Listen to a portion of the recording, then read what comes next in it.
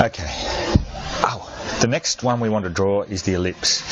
It says 50 by 60 on your page, but again, that's going to end up being 100 by 60. So we'll start a new sketch. We'll choose our base plane.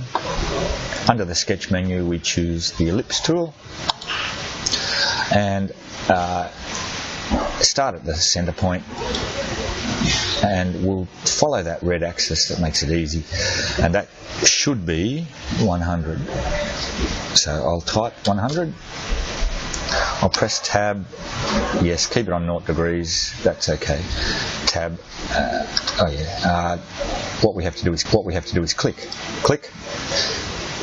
Then move our mouse over until it's highlighting on that green axis, and simply type in the size, which is 60 on this one. Press tab. Press enter.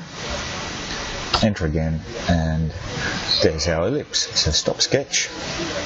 We're going to extrude, and remember, we could hit extrude from this menu, or the E.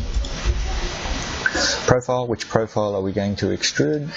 And it's that profile. So we could drag or type. I'll just type 100. That moves it up. I'll show you something here. Notice this tool here. If we move that creates an angle on the extrusion. So we're just going to leave it at 0. And notice as we change that, those values are all over here in this dialog.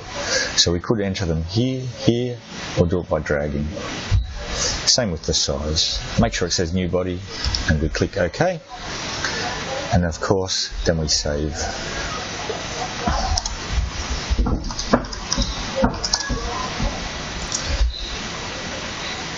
And there we